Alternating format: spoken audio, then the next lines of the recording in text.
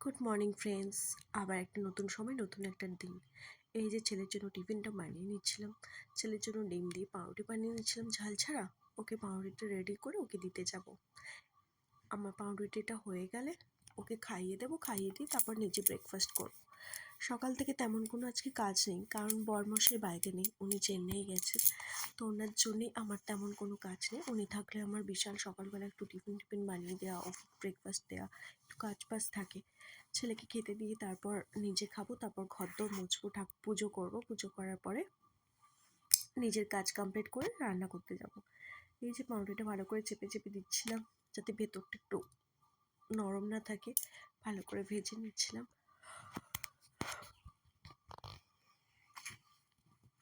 তোমরা দেখতে থাকো। আমার ছেলে খুব বড় বড় কথা বলে, পাকা পাকা কথা বলে। ওকে খাবারটা দিতে যাব, ও আমার উপর রেগে যাবে, কারণ ওকে একটু বকা দিয়েছিলাম। ও রান্নাঘরে গিয়ে এটা ওটা হাত দিচ্ছিল বলে ও ফেলে ফেলে দেয়, সেই জন্য ওকে আমি একটু বকা বকা দিয়ে রাখি রান্নাঘরে গিয়ে সবসময়।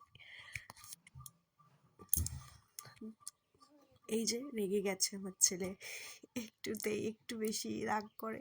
যাই হোক, ওর রাগ করাটা স্বাভাবিক। এই বয়সে ও রাগ করবে না তো আমরা রাগ করবো নাকি? ওকে জিজ্ঞেস করছে, তুমি রাগ করেছো কেন? ও বলছে পাপা এলে বলে দেবো। তোমরা আমার এই ছোট্ট ছেলে আর আমার সাথে থেকো। আমার ভিডিও ভালো লাগলে আমার ভিডিওতে একটা লাইক আর সাবস্ক্রাইব করে দিও প্লিজ। আমার পাশে থেকো। খুব কিছু করার ইচ্ছে নেই, বাট তোমাদের সাপোর্ট পেলে আমি একটু আমার চ্যানেলটিকে বড় করে নিজের পায়ে দাঁড়াতে চাই, তাই তোমাদের সাপোর্টটা খুব দরকার। এই যে আমাকে বলছে পাপা এলে বলে দেবে।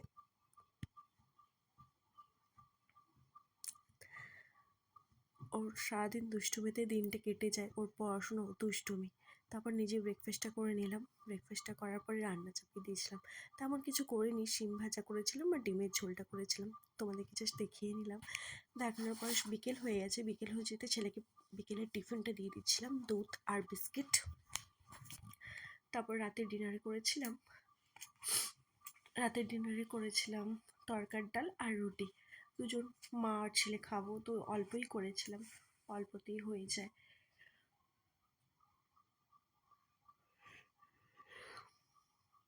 তোমরা দেখতে থাকো। আর ছেলে বলেছিল তরকারিটা কিন্তু খুব ভালো হয়েছিল, কারণ ঝাল ছাড়া করেছি তো, ঝাল ছাড়া খেতে খুব ভালোবাসে। এই যে ডিমটাও ভাজা করে রেখেছি, আটাটাও রেখেছি, আটাটা মাখবো। তারপর এই যে ডিমটা দিয়ে দিলাম। আমার হয়ে গেল তরকারি, একটু ফুটিয়ে নিলে হয়ে যাবে। বাই। তোমরা পাশে থেকো। আর রাতের ডিনারটা কমপ্লিট করেছি। Good night.